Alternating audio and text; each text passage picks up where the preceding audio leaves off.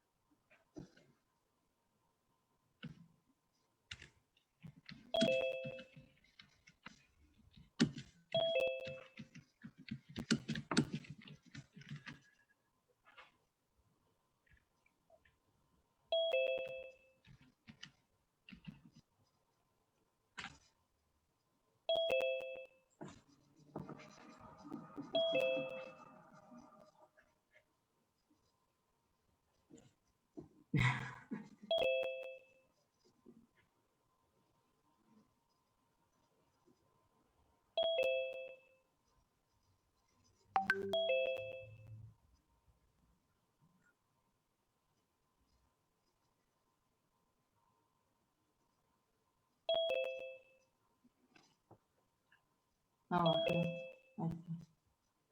Sí, ya lo vi.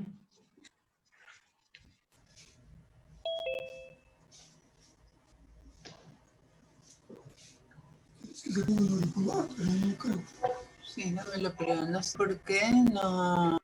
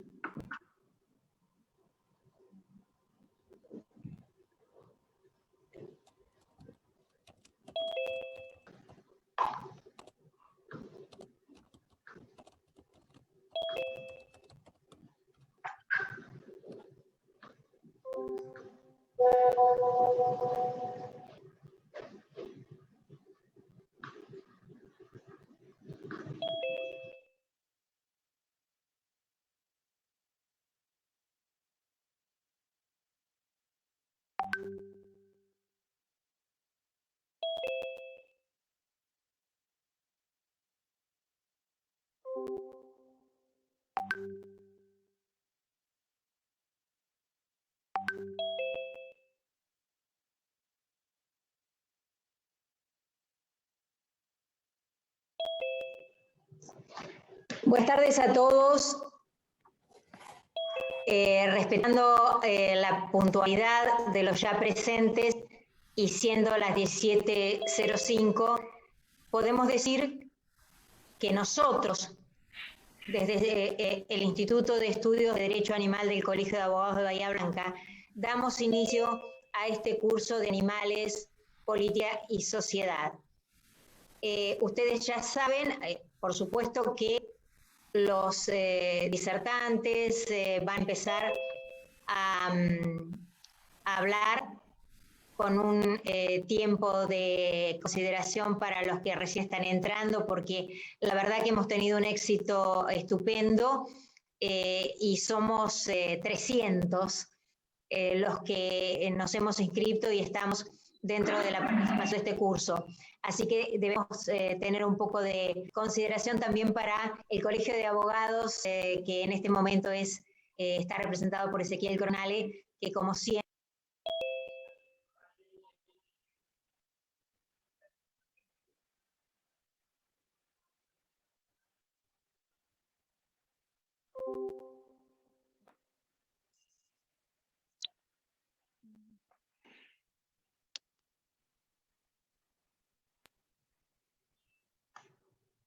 les decía que está haciendo de anfitrión en representación del colegio para que tenga la posibilidad de hacer entrar a todos. En el mientras tanto les comento, mi nombre es Graciela Reginadre y soy la directora del Instituto de Estudios de Derecho Animal del Colegio de Abogados de Bahía Blanca, provincia de Buenos Aires, Argentina, para los extranjeros que tenemos el honor de que estén también participando de este curso. Hoy va a ser la única vez que los voy a molestar hablando yo, porque de ahora en más cada clase va a estar con la conducción de uno de los participantes, de uno de los disertantes, de uno de los profesores de este curso, y con el apoyo de los otros dos, como habíamos dicho, en una modalidad original que va a ser más amena, divertida, y nos va a hacer aprender a todos también desde el debate y desde el diálogo. El curso, como ustedes saben, ya se les envió el programa, consta de 15 clases, y lo importante es que ustedes van a poder hacer todas las preguntas que quieran, nos la envían a al mail, que ustedes ya tienen, que es el mail del IEDA. Nosotros se lo vamos a hacer llegar a los profesores, que la van a responder la clase siguiente. ¿Por qué esta modalidad? Porque somos demasiados como para que se les permita hacer las consultas. 300 personas haciendo consultas sería muy dificultoso. Pero eso no quiere decir que las consultas no van a ser respondidas. Van a ser respondidas a la clase siguiente. Entonces, eso por un lado. Por otro lado, cada uno de los disertantes va a tener la oportunidad de explicar cuál va a ser la estructura de fondo del curso. Y por otra parte, yo les comento que cualquier duda, más allá de consultas de fondo, cualquier duda que tengan también en cuanto a la organización del curso, también pueden hacer, pueden evacuar a ese mail. Nosotros vamos a estar a disposición para responderla.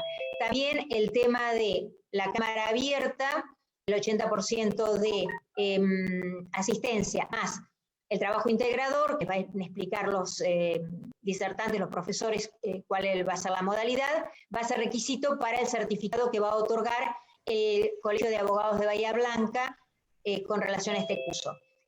Son 15 clases y bueno, y hablando del Colegio de Abogados de Bahía Blanca, por supuesto quiero agradecer profundamente que siempre está dispuesto, y de hecho hasta nos paga un sum extra por haber superado los 100, porque ningún curso del colegio supera los 100 inscriptos, pero nosotros, habiendo llegado a 300, necesitamos un sum extra, que el colegio lo pone con mucha generosidad, y sabiendo que es un curso gratis que excede, por supuesto, a los matriculados. Así que le agradezco muchísimo al Colegio de Bahía Blanca. Y, por supuesto, mi agradecimiento es extensivo a los 3 disertantes que de manera también absolutamente generosa comparten sus conocimientos. La profesora de filosofía, Rita Rodríguez, que como ustedes ya saben por lo que han visto en el programa, es uruguaya, activista, directora, presidenta de APTEA, la ONG uruguaya de trato ético por los animales, y que además tiene una amplia trayectoria en el país vecino en la defensa de los derechos de los animales.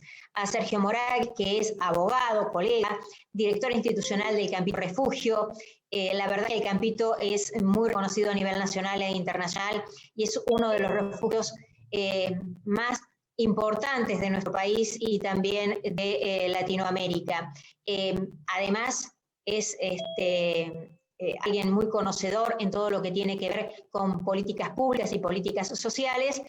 Y también le agradezco profundamente a mi colega Mauricio Tigo Umpar en el Instituto de Derecho Animal del Colegio de Abogados de Dolores, que además es el abogado, digo es porque todavía la causa continúa, de Rubio, ese perro desafortunadamente asesinado por un humano de una manera tan cruel en San Clemente de Tuyú en 2019. Estos 3 colegas estos 2 colegas y la profesora de filosofía nos van a hacer el honor de brindarnos este curso. Así que, siendo las 17:11, le doy la palabra a los disertantes que ya se deben haber organizado como para poder empezar este curso entre ellos, para ver quién empieza primero, y creo que era Sergio, ¿no?, que iba a empezar, así que, bueno, bienvenidos a todos.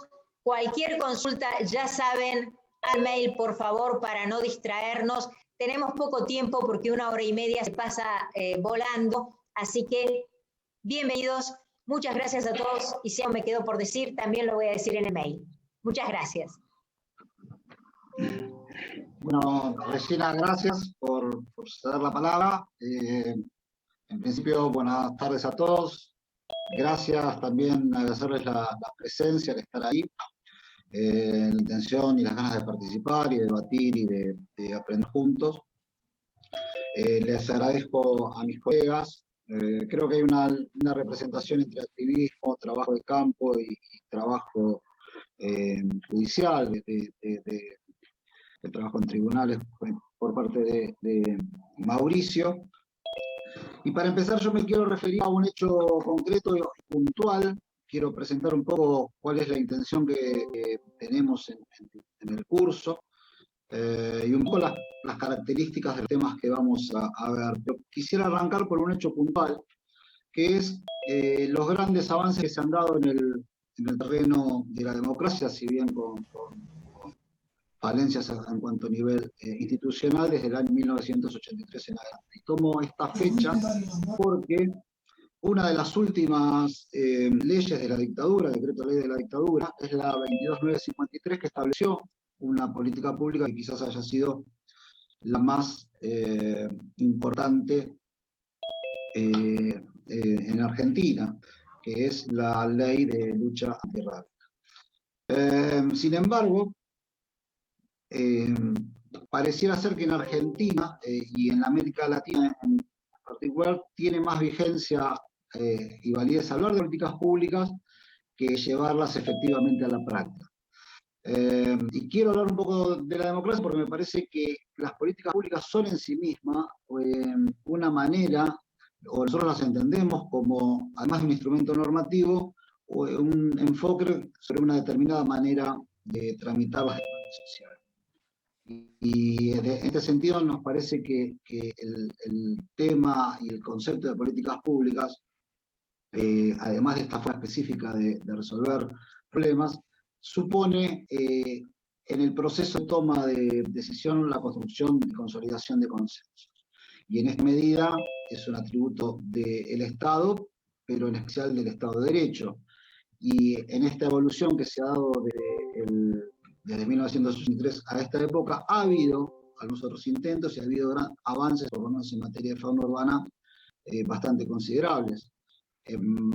La ley 22.953 sigue estableciendo la eliminación física de los animales en situación de calle, los animales según la ley que no tenían dueños. Desde ese momento hasta ahora se ha recorrido un largo camino, que lo iremos viendo a lo largo del curso, y de avance, efectivamente por la participación ciudadana. Y en este sentido, lo que defendemos es que en la temática que vamos a desarrollar, la sociedad civil tiene un rol enorme que cumplir.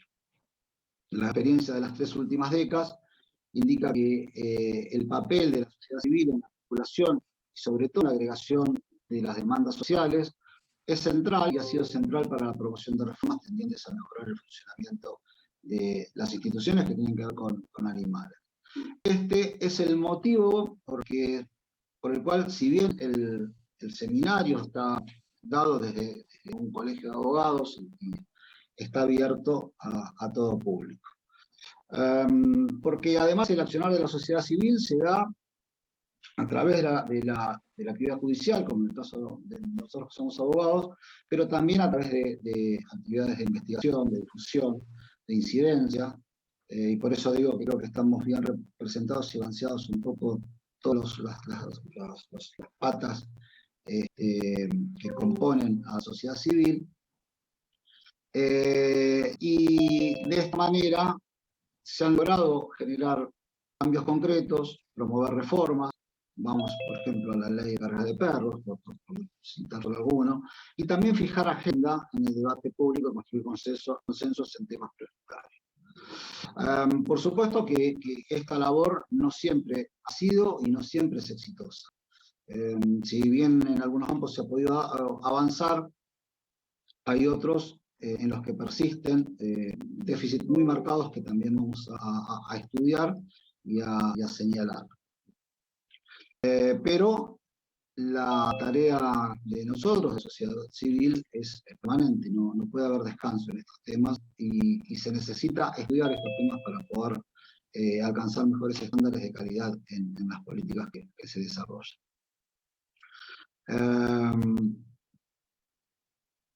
En este marco, digo, de avances y retrocesos, y donde el Estado tiene múltiples demandas y uno de los grandes déficits ha sido trabajar en temas de determinados colectivos, población originaria, mujeres y demás. También los animales pareciera ser que vienen corriendo de atrás.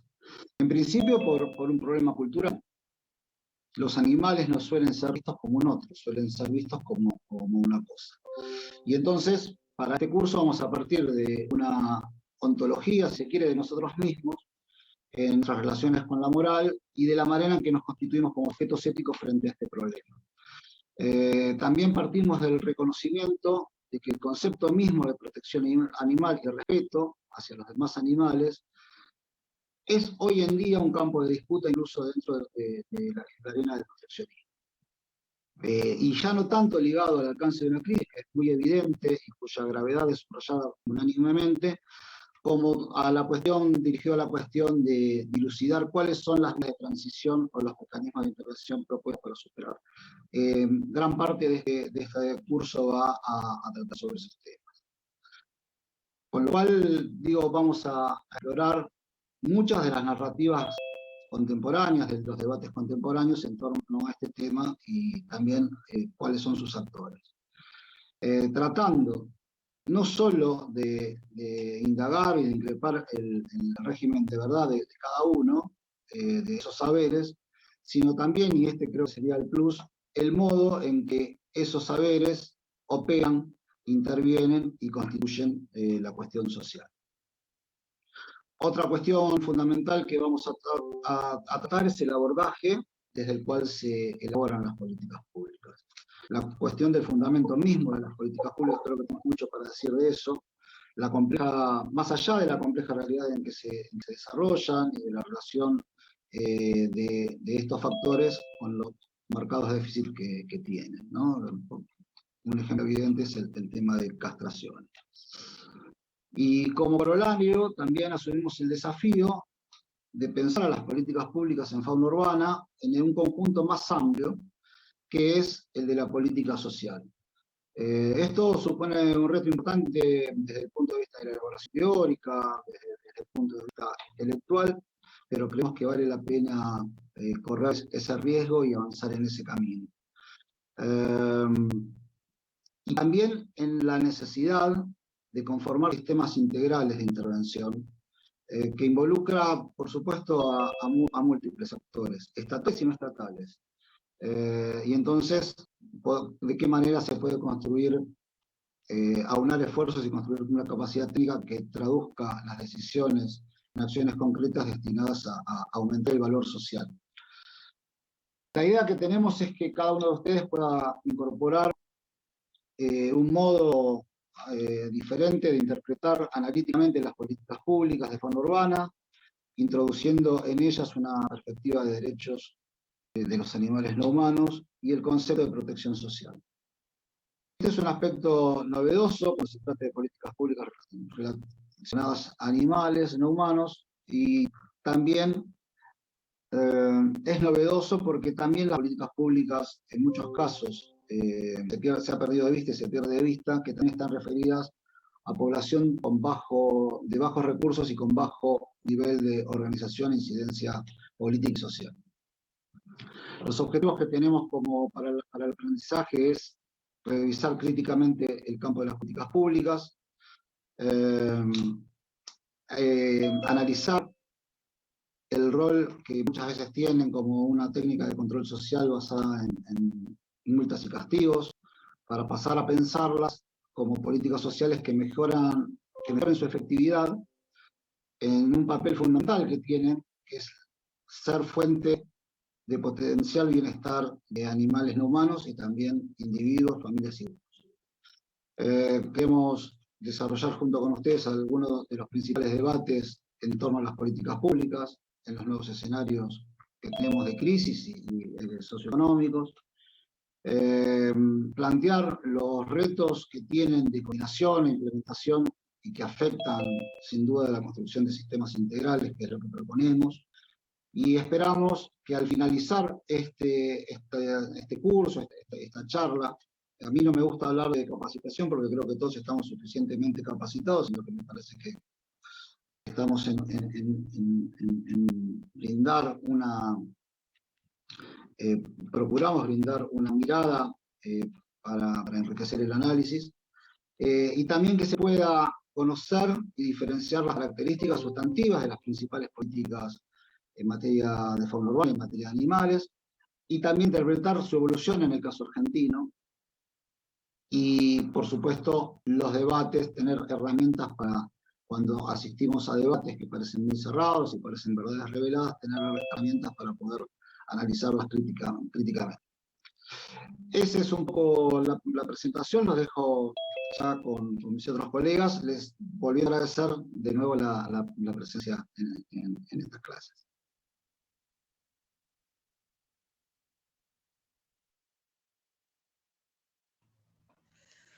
Bueno, ahí Mauricio, yo, bueno, nos vamos presentando y después, si quieren, ya vamos empezando con lo que sería el encuentro de hoy. Mi nombre es Rita Rodríguez, ya se hicieron todas las presentaciones, para mí es un placer estar acá compartiendo esta instancia. Muchas gracias a todos por estar, a los organizadores y por supuesto a este equipo de compañeros que me tocó y realmente es un lujo. Así que nada, Mauricio, si querés presentarte y ya arrancamos.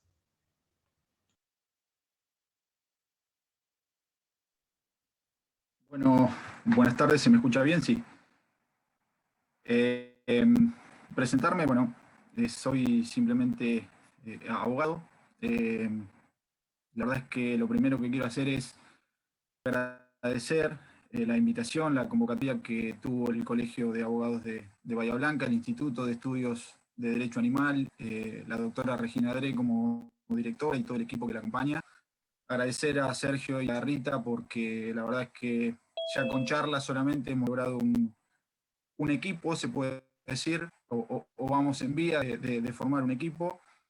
Y la verdad es que agradezco cada uno de estos momentos, de estos espacios para poder hablar de los derechos de los animales y de todo lo que eso implica. Podríamos hablar muchísimo tiempo y no nos cansaríamos, por lo menos quienes lo hacemos con pasión y con compromiso.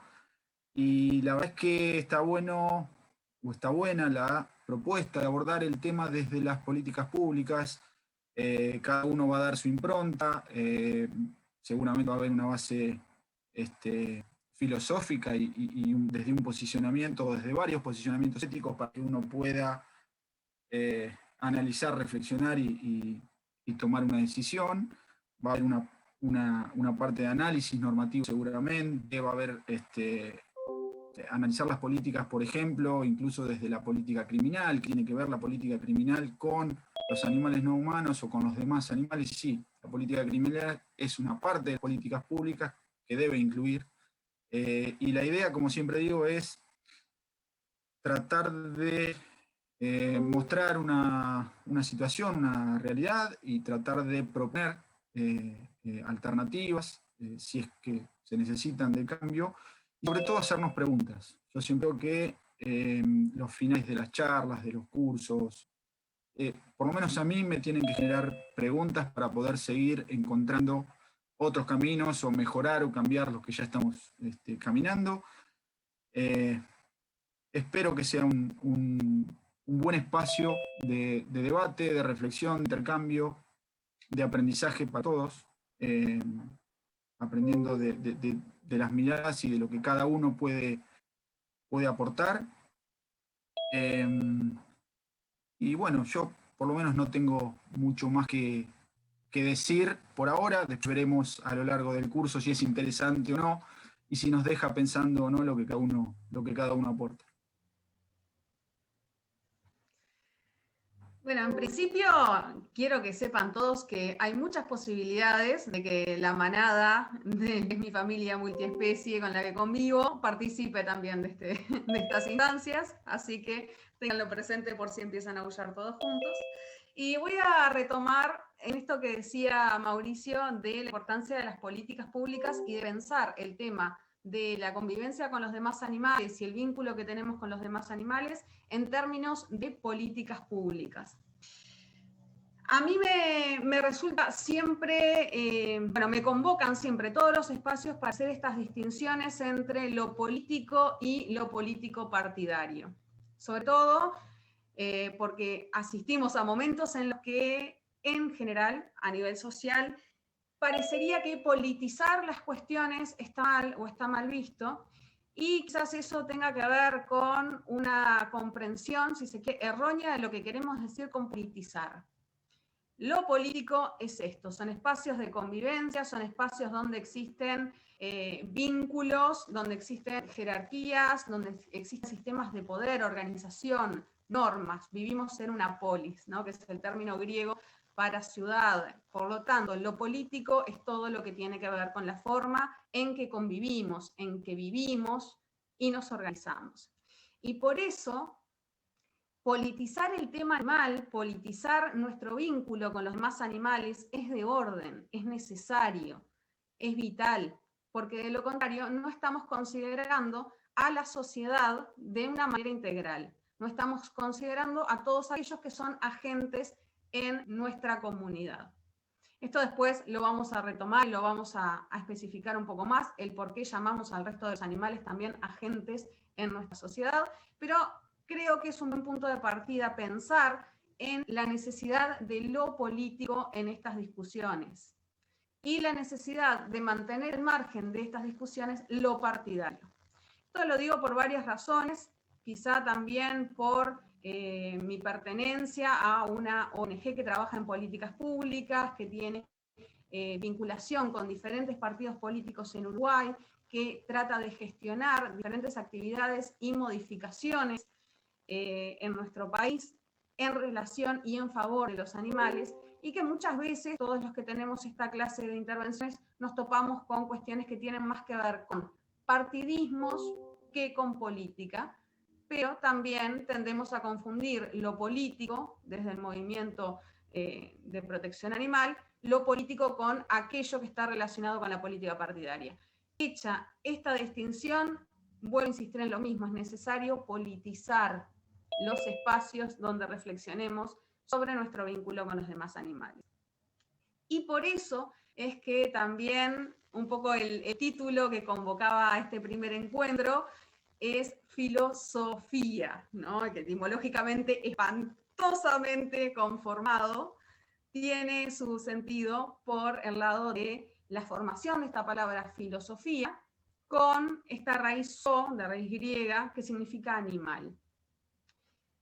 Es una forma también de invitarnos a pensar en lo que es la filosofía hacia nuestro vínculo con los demás animales y repensar hasta dónde estamos generando un vínculo con los demás animales o estamos utilizando algún otro tipo de conexión, teniendo en cuenta que generamos vínculos únicamente cuando hay una relación de beneficio mutuo.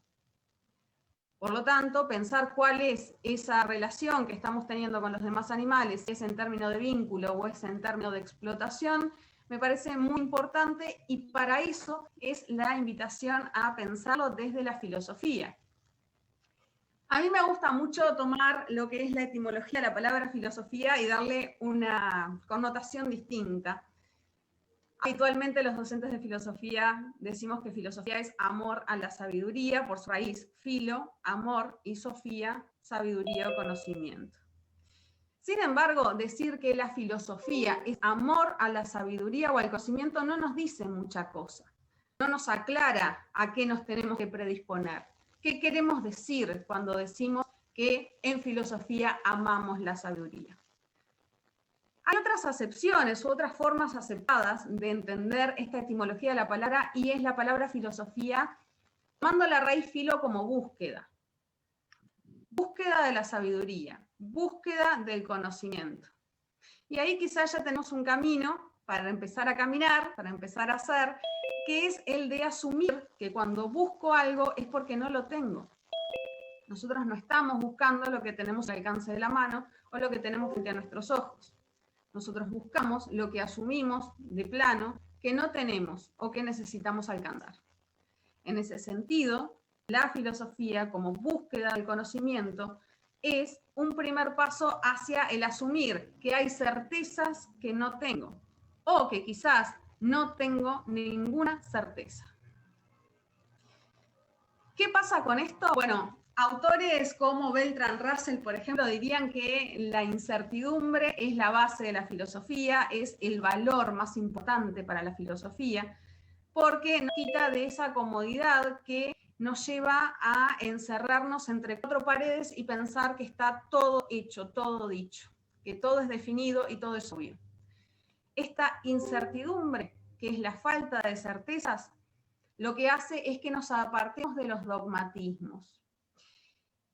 Y por eso la filosofía tiene como característica el ser antidogmática. ¿Qué queremos decir con esto? Un dogma es en sí una verdad que es indiscutible. Dogmas tiene la ciencia, dogmas tienen las religiones, dogmas tenemos todos y en general estos dogmas que no son puestos en cuestión, que no son discutidos, son los que terminan guiando la gran mayoría de nuestras acciones y de nuestras formas de vincularnos con los otros. Un dogma, una verdad que no se discute, algo que ya está, que está por tradición, que existe por costumbre, que está respaldado por lo legal. Un dogma es aquello que nosotros ya lo ponemos en piloto automático. Y para eso es que está la filosofía como forma de pensamiento incómodo. La filosofía, esa piedra que tenemos en el zapato y que vamos a intentar sacarnos todo el tiempo, porque nos saca nuestra zona de confort, nos saca de ese espacio en el que nos podemos poner en piloto automático y saltearnos pensamientos. Pero ¿qué pasa con nuestras relaciones con los otros en ese sentido? ¿Qué pasa con los dogmas que nos impulsan a actuar críticamente con el otro, con el que convive con nosotros, con el que depende de nosotros? ¿Qué tan responsables somos de nuestras acciones cuando no estamos pensando sobre ellas? Esa es otra de las características de la filosofía. Generar pensamientos autónomos, pensamientos y acciones de los cuales nos podamos hacer responsables, de los cuales nos podamos hacer cargo. Luego está la decisión sobre si esos pensamientos son defendibles o injustificables. Pero a la hora de tener que responder sobre nuestras propias acciones, la filosofía nos pide que nos hagamos cargo. Y solo nos vamos a poder hacer cargo de lo que estamos haciendo si sabemos por qué estamos haciendo eso. Es la distinción entre autonomía y automatismo. Ser autómatas. Autómatas son todas aquellas máquinas con las que nosotros habitamos este mundo también. ¿Por qué? Porque están programados para seguir determinados patrones que ya existen previamente a sus acciones. Y sí es verdad que nosotros cuando llegamos a esta sociedad ya llegamos con reglas, con costumbres, con normas que nos trascienden, que ya están cuando nosotros llegamos acá. Sin embargo, también es real que nosotros empezamos a hacer nuestra sociedad con nuestras propias acciones. Que la sociedad es parte de la suma de cada una de nuestras acciones, de la suma de cada una de nuestras decisiones. Y cuando nosotros no estamos decidiendo, alguien está decidiendo por nosotros. Y ahí es donde hay un problema, porque yo me puedo hacer cargo de algo que puede ser polémico, pero que realmente lo tengo pensado, lo tengo definido, tengo cómo justificarlo. Pero cuando tengo que apelar a la tradición, o a que siempre se hizo, o a que esto es así y punto, es porque no lo estoy pensando. Y alguien ya lo pensó por mí. Entonces, si entendemos a la sociedad como a la suma de nuestras acciones, tenemos que entender también que nuestra forma de cambiar el mundo en el que vivimos es cambiando la forma en que nosotros estamos actuando. ¿Qué le estamos aportando a nuestra sociedad para que esta sociedad sea lo que es? ¿Estamos conformes con la forma en que nos vinculamos con los otros? ¿Estamos conformes con lo que los otros nos devuelven en función de esto? Cuando nosotros pensamos en la sociedad, como la sociedad está mal, a la sociedad le pasa, en la sociedad la gente hace, lo que estamos haciendo es acudir a un concepto, a una idea que se ha denominado como el impersonal C. Yo saco la responsabilidad de mí y lo que hago es colocarla en la generalidad, evitándome a mí de esa generalidad. El otro hace, el otro piensa, lo que le pasa al otro está mal o es malo. Y dar vuelta a esa mirada es también un poco la invitación de este pensamiento filosófico. ¿Qué estoy haciendo yo para que ese C sea mejor o peor? Porque estoy haciendo algo. ¿Por qué? Porque somos animales políticos, como decía Aristóteles, porque no podemos evitar serlo, porque jamás vamos a ser apolíticos, y porque sepamos cómo estamos interfiriendo o interviniendo en esta sociedad, siempre va a tener un peso, sepamos o no cómo lo estamos haciendo, porque nunca vamos a ser neutrales en ese sentido. Y en filosofía, también un poco siguiendo lo que decía Mauricio, lo más importante es la pregunta. El preguntarnos sobre qué estamos haciendo, el preguntarnos, el generar el problema. Por eso también se dice un poco ya trillado que la filosofía es la madre de todas las ciencias. Porque las ciencias nos dan respuestas. Las ciencias nos dan marcos de acción, nos dan posibilidades. Pero nosotros no podemos responder las preguntas que no nos hacemos. Por eso la invitación de la filosofía es a preguntarnos. Es a generar estos espacios donde nosotros mismos nos interpelemos, donde nuevas ideas puedan hacer que reconstruyamos nuestro pensamiento, o apelando a un concepto que se difundió un montón y ya es brillado, pero no deja de ser muy válido, deconstruyamos nuestro pensamiento. Este concepto de Derrida que implica tantas cosas. Deconstruir nuestra forma de pensar es en cierta medida poder sacar todos nuestros caramelos de ese frasco y empezar a ordenarlos nuevamente con un sentido que podamos defender. La filosofía como tal también se caracteriza por ser abstracta.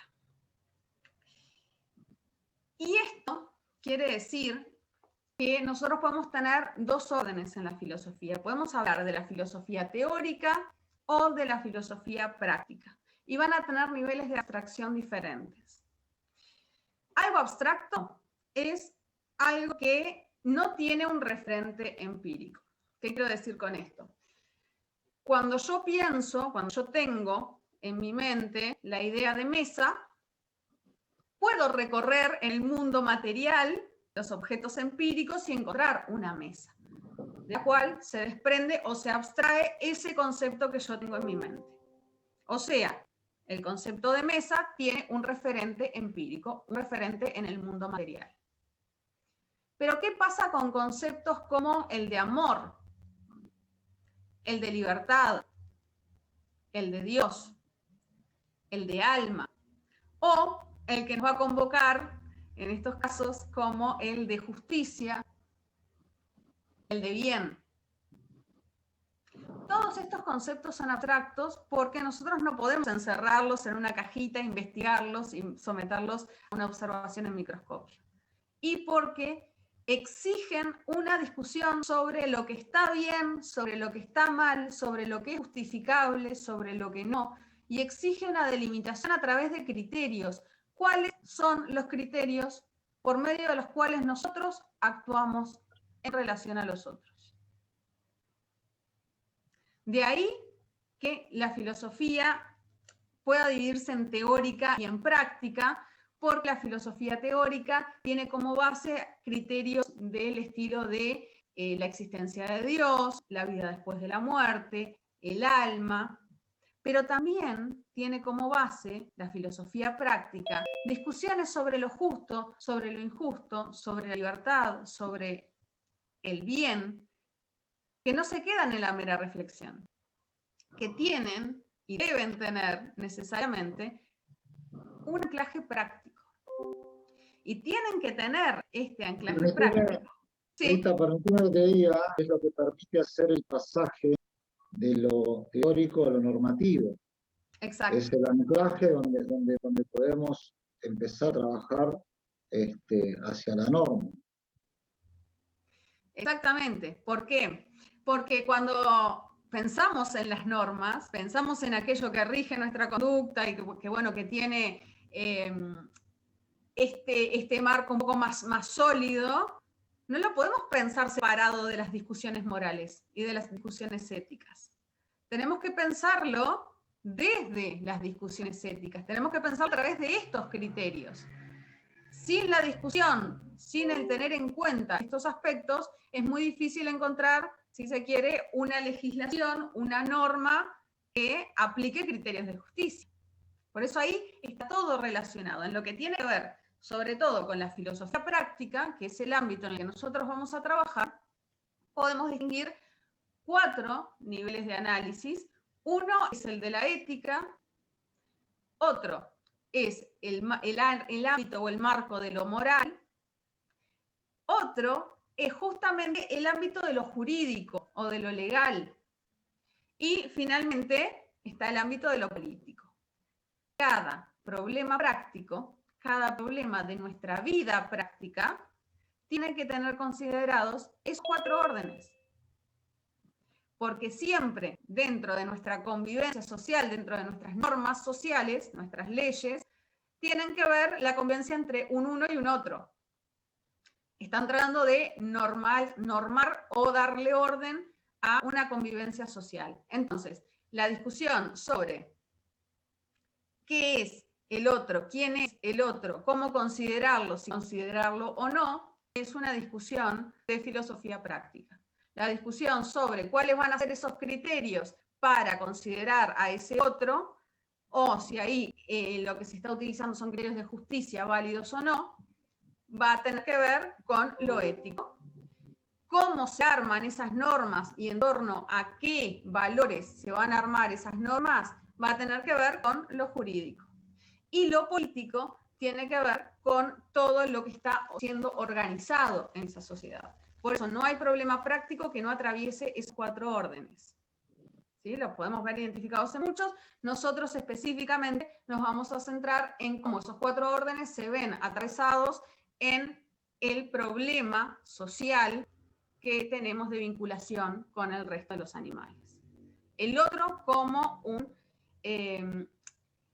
primero, nosotros como animales y los otros animales, los demás animales, como un otro moral, que a nivel teórico y a nivel discursivo y a nivel académico es una discusión que ya está más que dada desde hace muchísimos años, que se viene dando en filosofía hace varias décadas y que encontramos un montón de literatura al respecto, desde la filosofía, desde el derecho, lo que tiene que ver con el derecho animal hace unos cuantos años no era tan popular como es ahora, que podemos encontrar literatura al respecto abundante.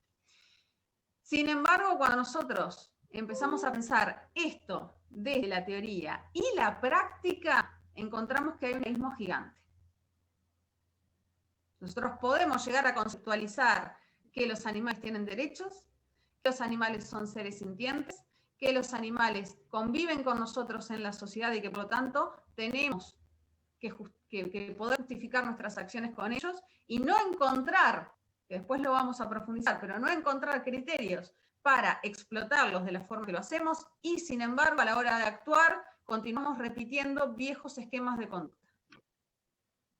Ahí hay un abismo entre la teoría y la práctica, que después vamos a tratar de analizar de dónde surge esta distinción entre lo que sabemos y podemos justificar y entre lo que hacemos cotidianamente.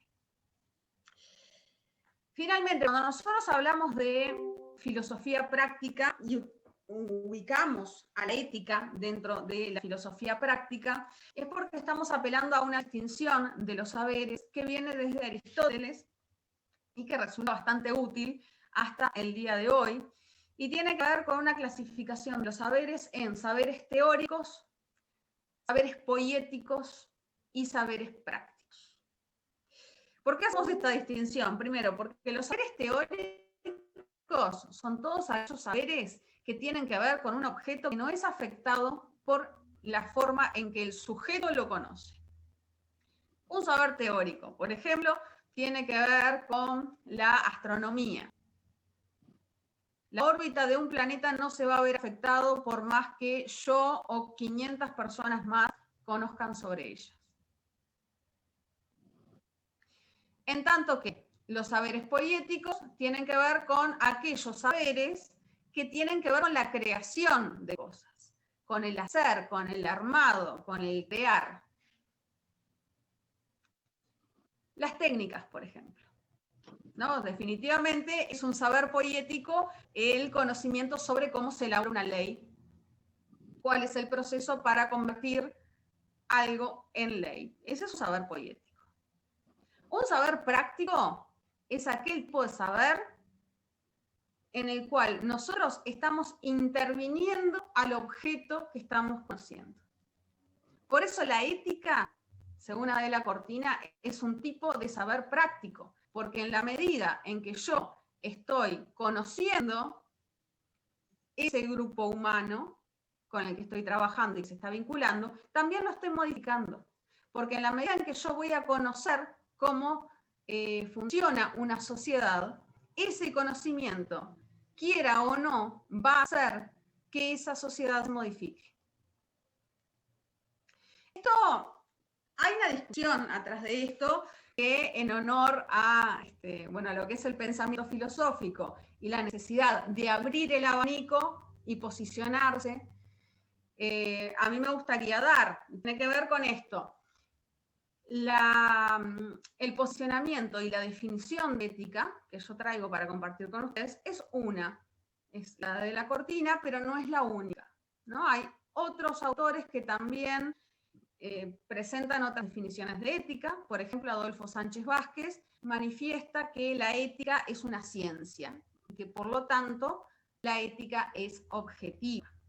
Esta es una discusión que vamos a abrir ahora de por qué podemos fundamentar la ética como un pensamiento o un tipo de reflexión filosófica y no como un estudio científico. ¿Sí?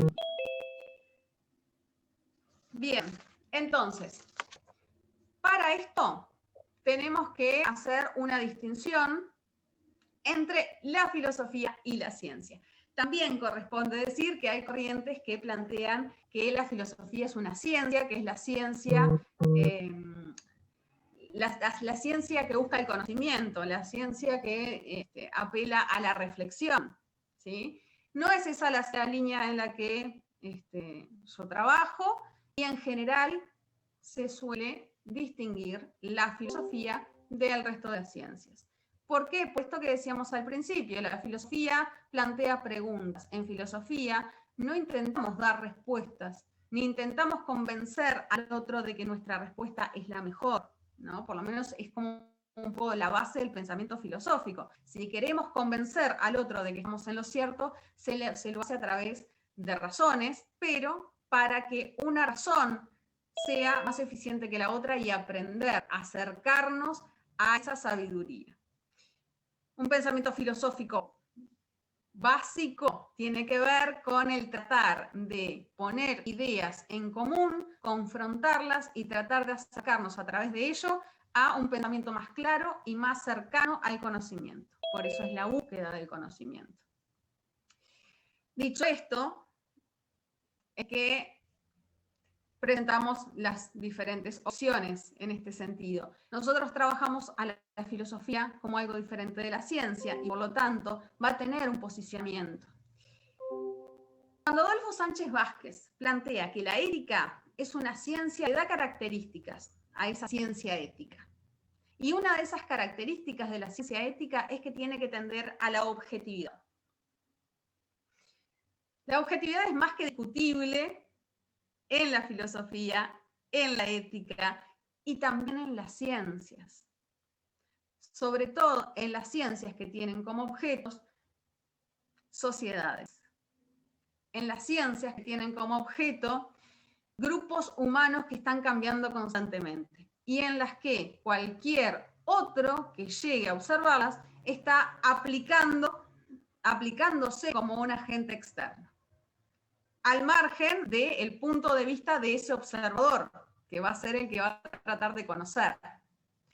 Entonces, la objetividad, cuando nosotros hablamos de ciencia, tiene un aspecto que es muy problemático. No podemos ser objetivos cuando hablamos de relaciones humanas y no podemos mantenernos al margen de aquellos grupos humanos en general, porque la ética tiene una pretensión de universalidad, quiere ser universalizable, quiere que los criterios a los que se lleguen puedan ser aplicables a todos en la sociedad. Y nosotros somos parte de esa sociedad. Por ende, mantenernos por fuera con criterios externos parecería poco viable. Es por eso que no seguimos esa línea de considerar a la ética como una ciencia. La consideramos, de la mano con Ana de la Cortina, como una reflexión sobre los criterios morales, una reflexión sobre la moral. Y no es que esta reflexión sobre la moral evite 100% la objetividad. Lo que sí quiere decir es que esta reflexión sobre la moral va a tener otro aspecto más, que es el de considerarnos como parte de la sociedad que estamos analizando, que es la de considerarnos como afectados por esos criterios que vamos a tratar de identificar.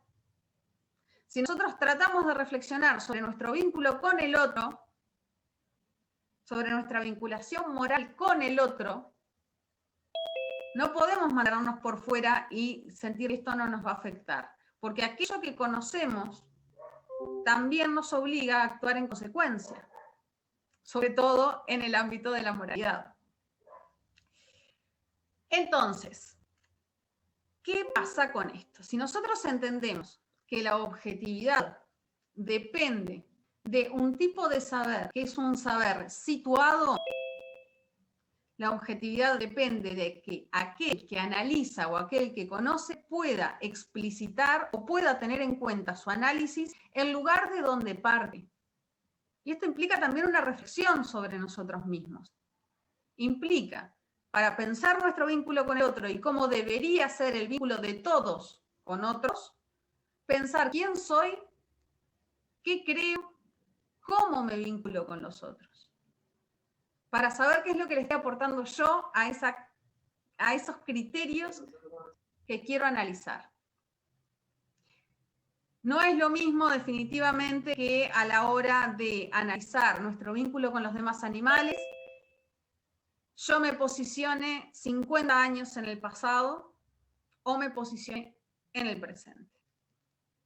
Porque nuestra forma de vinculación ha cambiado mucho. Porque los conocimientos que tenemos al alcance de nuestra mano hoy se han modificado un montón. Porque la tecnología se ha modificado muchísimo y porque las necesidades se han modificado. Si nosotros pensamos, por ejemplo, en el vínculo humano-caballo, no es lo mismo que yo lo analice hoy, en el siglo XXI, a que lo analice hace 100 o 150 años.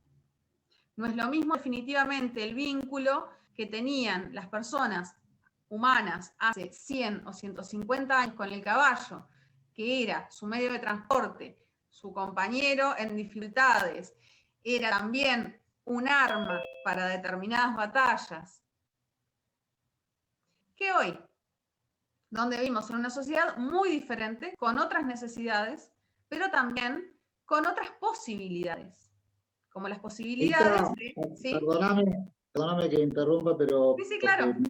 Me parece que también cuando pensamos el vínculo con los animales de la fauna urbana, no es lo mismo, porque en general y hasta el día de hoy todas las acciones que están determinadas como políticas públicas tienen que ver con algo que ya no existe, que es el flagelo de la rabia. Y desde ese lugar han quedado de una manera cristalizadas posiciones y pensamientos y herramientas que hoy por hoy han quedado desactualizadas. Eso es lo que pretendía agregar. Tal cual. Y tampoco lo mismo, o sea, obviamente que esto va mucho de la mano con la necesidad de ir actualizando nuestra normativa, ¿no? De ir actualizando leyes que de repente van a tener un punto valioso hace un montón de años atrás cuando se generaron, pero que hoy ya no tienen que ver con la sociedad en la que vivimos. Tampoco es lo mismo analizar nuestro vínculo con el caballo, por ejemplo, si vivimos en un sector urbano que si venimos de un sector rural. En la propia actualidad, la forma de vinculación con el caballo, del humano con el caballo, es diferente. Es diferente la consideración, es diferente la mirada, es diferente cómo lo concebimos valioso, porque podemos concebir lo valioso de diferentes maneras también. Pero eso ya lo vamos a ver un poco más adelante. Pero esto viene a cuento porque pensar en que somos objetivos también nos aleja muchísimo de lo que queremos abordar. Nos aleja mucho de entender el objeto realmente de nuestro estudio. Si nosotros no sacamos de la ecuación lo que le estamos aportando a ese objeto de estudio. Y Adela Cortina, siguiendo un poco con esto, de entender a la ética como una reflexión sobre la moral, plantea que la ética tiene 3 funciones. Y la definición de Adolfo Sánchez Vázquez se agotaría en la primera función que Adela Cortina le da a la ética. Ella plantea que la primera función de la ética, lo primero que nosotros tenemos que intentar hacer cuando tratamos de pensar éticamente o hacer un estudio ético, es definir. Y esto aplica no solamente para aquellos que vayan a escribir sobre ética, aplica para aquellos que vamos a pensar y a reflexionar éticamente, o que vamos a abordar un problema que es esencialmente ético. Tenemos que conocer aquello sobre lo que vamos a hablar. Tenemos que tratar de conocer con la mayor claridad posible y tratando de ponernos en el punto de vista del otro, aunque ese punto de vista no nos guste, conocer aquello que vamos a estudiar. Sobre todo, conocer lo más posible aquello que no nos gusta, aquello que nos parece injusto, aquello que nos parece que está mal, aquello contra lo que vamos a luchar es contra lo que más tenemos que conocer. O sea, es lo que más tenemos que conocer. ¿Por qué? Porque sin este conocimiento de base, nosotros no llegamos a rascar de la superficie. Nos quedamos en el sentido común, nos quedamos en lo que se dice, nos quedamos en ese pensamiento superficial. Hay algo que es claro, por lo menos para mí, y también lo someto a discusión, así que después me gustaría leer si tienen preguntas o comentarios al respecto, y es que, en general, sacando algún tipo de patologías, los humanos no actuamos a sabiendas o pensando que estamos haciendo lo que no corresponde, lo incorrecto, lo que está mal. No queremos ser los malos de la película. Cada vez que actuamos en todo lo que hacemos, lo hacemos porque creemos que tenemos una justificación. El problema es que la justificación que le damos no es para todos la misma. Y el problema es que algunas justificaciones son nefastas. Pero las justificaciones existen. Incluso aquellos que tienen las acciones más crueles y más injustas para con los otros, creen tener la razón, creen estar justificados en su acción. Entonces, qué importante que es poder poner sobre la mesa los argumentos, poder poner sobre la mesa qué es lo que está respaldando mi acción, qué es lo que está respaldando mi forma de pensar y forma de vincularme. ¿Y por qué esta primera acción de la ética que dice Adela Cortina, la de definir?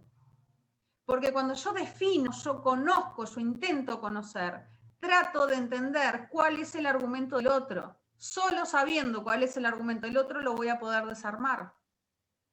O quizá también voy a poder sentirme convencido por el argumento del otro y cambiar mi postura si mi postura no es tan justificable como la del otro. Porque ese es uno de los riesgos más lindos que tiene la filosofía. No es fácil tampoco. No es fácil poner en discusión una idea de la cual nosotros estamos muy convencidos y que el otro me convenza de que estoy equivocado, que el otro me muestre y ser permeable a que el argumento del otro es mejor y la forma en que estoy actuando es la incorrecta. Pero ahí está la clave de la argumentación. Y está la clave del pensamiento filosófico. El pensamiento filosófico no es para ganar, no es para demostrar que lo que yo sé es mejor que lo que sabe el otro, o porque yo sé y el otro no sabe o no entiende. Es para acercarnos entre todos al conocimiento. Y sobre todo, en nuestro caso, que pensamos sobre animales, política y sociedad, es para tratar de encontrar una solución a las acciones que nos afectan como sociedad y que afectan a los demás animales fundamentalmente. Y cuando hablo de los demás animales, también, después lo vamos a ver, también tiene que ver con la forma en que animalizamos a otros humanos, porque los vínculos de explotación están a la orden del día y no solamente tienen que ver con los animales que están fuera de nuestra especie. Esta primera función de la ética, entonces, que tiene que ver con el definir, es la que nos requiere la mayor constancia, la mayor dedicación, el mayor tiempo y mayor empeño. Y para eso tenemos que saber que exige a cada uno que tome posición sobre un tema, sea el tema que sea, el informarse antes. Es la clave y sin embargo no está dentro de la mayoría de nuestras rutinas. En general todos opinamos, todos tenemos opiniones formadas del me dijeron, entendí, leí por ahí. El buscar fuentes, el buscar estudios, el generar discusiones y espacios como este de intercambio, espacios para poder poner sobre la mesa diferentes ideas, diferentes formas de ver el mundo. Eso tiene que ver con conocer nuestro objeto de estudio. Y ahí es donde coinciden Adela Cortina y Adolfo Sánchez Vázquez. Ellos coinciden en que la opción primaria tiene que ser la de conocer el objeto. Y ahí es donde hay o debe haber una honestidad por parte de que está queriendo conocer, de sacarse del medio, de tratar de poner en la balanza qué es lo que le está aportando ese conocimiento y buscar la objetividad, que a mi criterio no es viable en su absoluto, pero no deja de ser una buena línea de acción. El problema tiene que ver con la neutralidad también, porque la segunda función de la ética para Adela Cortina es la de fundamentar. Y ahí es donde nos damos cuenta que la objetividad se extinguió y que ya no podemos ser neutrales, porque estamos discutiendo sobre lo que está bien y sobre lo que está mal. Estamos discutiendo sobre lo que es justo y sobre lo que no lo es. Y estamos tomando postura. Cuando nosotros fundamentamos, no podemos fundamentar neutralmente. No podemos fundamentar objetivamente. No podemos sacarnos de nuevo de esa ecuación, porque vamos a tomar partido por un lado. Vamos a fundamentar sobre determinada acción como positiva y determinada acción como negativa.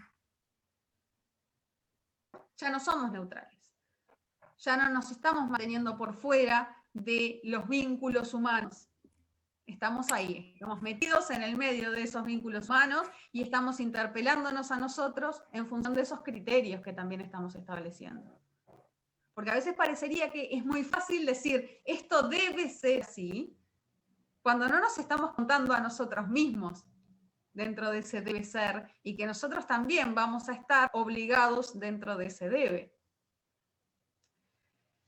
Por eso es que la tercera función de la ética, que es la más difícil, pero es la más importante, por lo menos a mi criterio, es la de actuar, la de hacer, la de atenerse a esos resultados, la de conocer, fundamentar, y luego que fundamento sobre lo que considero que está bien, que está mal y que debe ser, que eso también me implique una modificación en mis acciones. Una modificación en mis acciones y en el actuar, que puede ser desde salir a la calle a encadenarse con banderas o repensar en lo que hago todos los días con el otro. O pensar en mis acciones más chiquititas, en lo que hago desde que me levanto hasta que me acuesto. En cuántas de mis acciones diarias son coherentes y cuántas no. Pensar también, o sea, esto de actuar tiene como esa interpelación que nos hace en pensar hasta dónde estamos siendo coherentes con nuestros criterios y cuándo cambiamos de criterios según a quién se lo aplicamos. Y eso es algo que a los humanos nos sale muy bien, ¿no? Cambiar de criterio en función del objeto. Lo hacemos en nuestros vínculos cotidianos. No somos tan severos con aquellos a quienes queremos como con aquellos a quienes no conocemos. Justificamos, buscamos justificaciones en esos casos. También lo hacemos con nuestras acciones. Si lo hace un otro, capaz que no está tan bueno, no es justificable, está mal, incluso es repudiable, pero cuando lo hago yo, si el otro no se entera, me lo puedo llegar a autojustificar. Hay un filósofo que en realidad viene de la rama del derecho, que es Ronald Dworkin, que plantea un concepto que a mí me gusta mucho siempre traer en estos casos, que es el de esquizofrenia moral. Y a mí me parece muy gráfico y también me siento contenida dentro de ese concepto porque implica tener valores morales, criterios morales diferentes, como en una cajita de herramientas morales, y voy aplicando una herramienta distinta según aquel otro que estoy considerando. Razón por la cual también aplicamos criterios o aplicamos conceptos y normas morales provenientes del kantismo, por ejemplo, ¿no? Lo que tiene que ver con la doctrina de Kant del deber y de tomar al otro como un ser valioso en sí mismo para los humanos. Pero cuando cambiamos de especie y estamos pensando un poco en los demás animales, ahí el criterio moral se vuelve un poco más utilitarista y empezamos a buscar otras razones para vincularnos con ellos. Lo que tiene que ver con si siente, si sufre, si está sometido a un bien mayor o no. Cuestiones bien básicas, que creo que por eso también es tan importante el libro de Peter Singer, Liberación Animal, que no por nada tiene tantas reediciones y sigue siendo Biblia para muchos, por más que es de base utilitarista. Cuestiones que tienen que ver con cómo nosotros podemos llegar a justificar acciones en los animales, incluso en animales que reconocemos y que fundamentamos como iguales a nosotros en capacidad de sentir y experimentar el mundo, pero, sin embargo, cuando cambiamos de sujeto, y ahí ponemos a un humano, esas mismas acciones de las cuales somos parte nos resultan aberrantes. Para finalizar, a mí me interesa hacer explícito un poco esta perspectiva de trabajo en la cual, no sé si se logrará, por mi parte por lo menos no sé si lo lograré, pero me gusta mucho la idea de poner en consideración criterios, discusiones y abrirnos a la posibilidad de pensar sobre lo que nosotros estamos haciendo sin que nos sintamos interpelados por los otros, sino que podamos sentirnos interpelados por nosotros mismos y por nuestros propios criterios de conducta, nuestras propias acciones. Definitivamente algo que caracteriza la filosofía es la necesidad de poner o exponer un abanico de oportunidades para reflexionar, de exponer un abanico de herramientas para pensar y que luego de haberlos explorado todos, o conocer diferentes acciones o diferentes nociones que no conocíamos, poder abrirnos a una elección.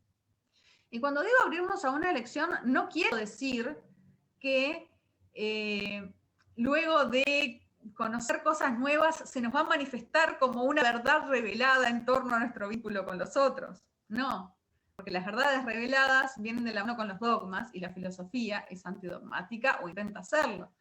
Pero sí quiere decir que incluso después de conocer todas estas perspectivas o la mayor cantidad de perspectivas posibles, podamos incluso libre y críticamente volver a elegir lo que estábamos haciendo. Pero volver a elegir lo que estábamos haciendo sabiendo lo que estamos haciendo y por qué lo estamos haciendo. Incluso aunque los otros lo critiquen, incluso aunque los otros no lo aprueben, pero poder tener una justificación para nosotros y para los otros, del cual podamos ser conscientes. Porque no quiere decir que, aunque sepamos que hay mejores razones, necesariamente las tengamos que adoptar. Muchas veces, en esta distinción entre teoría y práctica, la práctica lleva muchísimo más tiempo. Pero la teoría es muy necesaria. Pero conocer las diferentes miradas y los diferentes cambios que se han dado a nivel social, en diferentes periodos históricos y en diferentes comunidades, es muy importante para saber que lo que hacemos no es la única forma de actuar. Y eso nos da la posibilidad de elegir. Elegir lo que comemos, elegir cómo nos vestimos, elegir lo que pensamos, elegir cómo nos vinculamos. Esa es la clave, capaz que un poco de lo que yo quiero compartir con ustedes. Poder tener la mayor amplitud posible como para poder ser individuos autónomos en torno a esta clase de distinciones, en torno a esta clase de vinculaciones que tenemos con los demás. Y sobre todo pensar a quienes consideramos como otros. Porque esta discusión de quién es el otro es una discusión que es casi inagotable y que se va modificando completamente a lo largo de la historia del pensamiento y a lo largo de la historia de la humanidad. Ese otro que de repente a la hora de pensarlo hoy nos resulta prácticamente claro. El otro es el de al lado, el otro es el con el que convivo. Ese otro se ha ido modificando muchísimo. Y a mí me gusta hacer una especie de adaptación de lo que es el círculo de la compasión de Jesús Mosterín, en el que él plantea que el centro de ese círculo de la compasión somos nosotros y ese círculo se va expandiendo, pero en relación a lo que a mí me afecta emocionalmente, en relación a aquellos a quien yo quiero. Y habla del criterio de la compasión, que después seguramente lo retomaremos y lo problematizaremos. Pero a mí me gusta hablar del círculo de la consideración moral. Y cómo ese círculo de la consideración moral se ha ido ampliando en relación a nuestra sociedad, porque no nos olvidemos que la forma en que nosotros nos vinculamos en Occidente no es la misma forma en que todos los humanos nos vinculamos, ¿no? Porque ahí también hay muchos criterios, ¿no? Muchas formas de visualizarnos que pretenden universalizar cosas que no son universalizables. La forma en que nosotros nos vinculamos es particular. Y a lo largo de nuestra historia como occidentales, hemos tenido discusiones en las cuales los otros no son los mismos otros que hoy vemos. Un otro no era alguien, las mujeres no éramos otros morales ni legales, por mucho tiempo no lo fuimos. Solamente los blancos caucásicos eran otros morales y legales en algún momento. Excluíamos a otras etnias. De hecho, dentro de nuestra humanidad, los criterios de consideración de otros humanos son distintos. Existen los otros distintos que tienen que ver con diferencias cognitivas, por ejemplo. No somos igualmente considerados moralmente según la edad que tengamos, ¿no? Tenemos una distinción moral con los adultos mayores una distinción moral con los menores de edad. Tenemos distinciones, quiénes son y quiénes no son otros. De hecho, cuando pensamos en el término persona, que a mí me gusta mucho usar el término persona más que el de ser humano, en general no pensamos el término persona para los niños. Cuando decimos persona no estamos imaginando un niño. Cada vez que queremos conjugar en personas, no imaginamos a los niños. Porque eso es muy reciente, porque el círculo de la consideración moral se ha ido ampliando y ha ido incluyendo a otros, teniendo en cuenta siempre en este centro al hombre blanco, heterosexual. Y de ese hombre blanco heterosexual hemos ido ampliando consideraciones morales y hemos ido reconociendo, no digo ganando, porque los derechos no se ganan, se reconocen o no se les reconocen a otros, reconociendo los derechos que estos otros han tenido en relación a su etnia, a su orientación sexual, a su género. Y hoy la discusión es si vamos a reconocer también estos derechos por fuera de la especie. Y si no los vamos a reconocer por fuera de la especie, la pregunta es, ¿cuáles son aquellas razones a las que vamos a apelar? Porque cuando decimos sí o no, tenemos que justificar por qué lo hacemos. Y por eso es tan importante pensar en términos éticos, en términos morales, en términos filosóficos, las acciones legales. Porque van de la mano, porque todo lo legal tiene que tener una discusión previa, tiene que tener un intercambio previo y tiene que tener un debate fuerte, profundo, en el que se contrapongan ideas, no personas. Ese es otro de los desafíos. Y bueno, creo que por acá iría cerrando un poco por hoy. No sé, Sergio y Mauricio, si quieren hacer algún comentario. Y arrancaríamos directamente con el análisis de los otros en torno a los animales no humanos el próximo martes. No, yo no digo, la verdad que fue claro, sí, mientras te escuchaba, Rita, quiero y te convoco, te interpelo a que cuando me toque, que prácticamente te invito a que hablemos juntos, cuando ya empecemos a hablar de cuestiones prácticas, ¿no? Muchas de las cuestiones que van mencionando me resuenan en la cabeza. Sobre todo posiciones dogmáticas, posiciones cristalizadas. Incluso a veces, me parece que a veces es un vicio del campo en que nos movemos, tal vez reconocerle más entidad de otro a los otros animales y no a nosotros mismos, a nuestros congéneres, ¿no? Que a veces es un gran problema. Y bueno, el poder, nada, ahora se me van de la cabeza cosas que a lo mejor podría haber entrado en su momento. El tema de los esclavos, el tema del colonialismo. Bueno, todo eso está en debate. Vamos a debatirlo, vamos a charlarlo, vamos a ir de esta cuestión más, si se quiere, de establecer un marco desde el cual vamos a ir bajando a otras cuestiones, pero bueno, te quiero pedir eso, que cuando llegue el momento estés ahí reflexionándolo desde tu lugar. Contá con eso porque la filosofía está para molestar. Y a mí me encanta asumir ese rol, ¿eh? Sí, porque es muy difícil, por eso el tema, me explicitaste un poco el tema de por qué a mí no gusta el término capacitación, porque capacitación lo pone al otro en un lugar de indefensión total. Yo soy el que sé y te estoy bajando la línea que tenés que acatar. Entonces, me parece que es muy claro porque tiene que ver con la ideología con la que encaramos esto, ¿no? con las expectativas que encaramos esto. No ser una bajada de línea, sino en todo caso problematizar y en todo caso conceptualizar cuestiones para poder pensarlas de una manera mejor. Sí, a mí se me fueron, se fueron ocurriendo cosas y preguntas, 3 o 4, porque el tiempo no da, pero una cuando Rita hablaba de los dogmas, si no es justamente el dogma el que tenemos que, no sé si destruir, deconstruir, o la palabra que fuera, derribar, es el de la cosificación. Es el que está en la base de todo esto.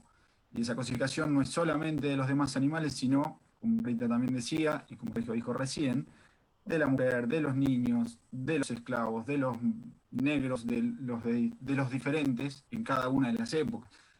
Y sí hay algo, hace muy poquito leí un artículo en un medio digital que se llama Abogado, creo que es. El título me atrajo, el artículo es muy cortito, es muy breve, y es básicamente entrevista a un funcionario de Brasil que denunciaba por cuestiones que tienen que ver con diferentes etnias y pueblos en una zona del Amazonas. Pero el título era La necropolítica es ley. Y ese título me llamó, y la verdad es que sí, o sea, lo que venimos a plantar, con razón o no, equivocados o con una mirada distinta, es justamente eso, que hoy en el siglo XXI sigue existiendo para humanos y no humanos decisiones en base a quizás falta de información, falta de conocimiento, o a esa supuesta neutralidad que no es tal, porque, como decía Rita, el no asumir ese rol, el no accionar, el no intervenir, no es neutral. Es una neutralidad que yo creo, pero genera que el otro haga, que el otro decida y que el otro siga como viene. Se me ocurren un montón de cuestiones, y fundamentalmente lo de la cosificación, y cuando vos decías, Rita, lo de aquello que conocemos nos impone o nos obliga a actuar o intervenir, a ver, yo siempre digo que con Cambridge, con la declaración de Cambridge en el 2012, no descubrimos nada. Nos vinieron a contar lo que ya sabíamos y no queríamos ver. O sea, Stephen Hawking y todo el resto de neurocientíficos vino a decir, muchachos, los elefantes que hacen gracias en los circos, los caballos que hacen esto, lo hacen porque sienten, sufren, son conscientes de lo que les puede pasar si no hacen lo que se les obliga. Y justamente Stephen Hawking lo que dijo fue eso. Ahora ya lo sabemos, no tenemos, lo que hay que hacer es tomar posición y ver cómo queremos seguir. Pero no podemos seguir con esto de no sienten, no sufren, son cosas que están para nosotros. La verdad que bueno, interesante. Abriste un montón de puertas con todas las ventanas juntas. Ahí no, nos pisamos, sabíamos que nos íbamos a pisar en algún momento. Pero mirá qué interesante esto, Mauricio, porque seguimos apelando a la ética aristotélica. Aristóteles decía que una de las cosas que nos eximía, ¿no?, de responsabilidad moral era el desconocimiento. Entonces muchas veces nos escudamos eso en no sé, desconozco, no hay pruebas de lo contrario, por más que sea totalmente obvio e intuitivo, pero hasta que no hay un estudio de prestigio que lo pone por escrito, es como que seguimos manteniendo esto, porque esto también implica tener algunos privilegios. Y esto quiere decir que cuando nosotros lo elegimos actuar de esa manera, lo tenemos que hacer a conciencia. Esto es lo que pasa y yo elijo que siga pasando así. Eso implica una responsabilidad y implica asumirlo. Pero lógicamente, estas cosas tienen mucho que ver con el hacerlos distraídos por el lado de yo no sabía nada. No, y también el tema de cuáles son los centros de poder que legitiman acciones, ¿no? Porque lo que dice Mauricio de la declaración de Cambridge, la verdad es que no dijeron más que lo que todos sabemos de convivir 5 minutos con un animal. Pero respaldaron de alguna manera, y pusieron patas para arriba las cuestiones. Porque si bien nos referimos y muchas veces hablamos de la acción de matar, los animales están inmersos en otro mundo, que es el del muerte en vida, ¿no? Y todo un centro que apuntara al poder de quiénes se le puede decir, porque la realidad es que cuando matar es ilegal, si yo tengo el poder de decidir la muerte, para mí matar no es ilegal. Porque abundan los ejemplos en la historia de este tipo. Entonces, ¿cómo se va tejiendo toda una red ideológica, ¿no?, que respaldar el centro de poder y que a su vez respaldar el centro de poder para otorgarle la posibilidad de matar o de hacer vivir o hacer morir en vida como un derecho soberano. En nuestro país, los ejemplos más claros son animales y a lo mejor grupos étnicos, pueblos originarios. Así que hay mucho para charlar, ya estamos llegando al final y seguimos la próxima. Sin duda que sí. Me quedo con esa idea, ¿no? Entre lo que sabemos y lo que seguimos haciendo, porque justo ahora leía uno de los comentarios de que hay un montón de estudios sobre el maltrato animal en los mataderos, ¿no? Sin duda, pero hay intereses que se contraponen a lo moral. Entonces ahí hay otra discusión que es muy, muy relevante, que no sé si la vamos a dar y corresponde que la demos en este caso, pero sí hay que tenerlo en cuenta, que lo teórico y lo práctico tienen que ir de la mano y ver cuáles son las distinciones o los problemas para que esto pase, es algo que definitivamente a mí por lo menos me convoca. Las preguntas, como decía Regina al principio, las pueden mandar al mail del instituto, que supongo, si no estoy equivocada, es donde les confirmaron el enlace, y nosotros las vamos a leer y seguramente el martes que viene podamos arrancar respondiendo alguna de ellas. Yo ya me despido. Muchas gracias a todos. Realmente un placer. Bueno, lo mismo, nos estamos viendo. Perdón, yo sí aviso, el martes que viene no voy a poder estar. Me reincorporo el tercer martes, así que tengan mucho éxito en la próxima clase y nos estamos viendo, en mi caso, el día 30. Bien. Bueno, yo también por mi parte, gracias. La verdad es que una charla para no interrumpir. Y nos vemos por lo menos el martes que viene.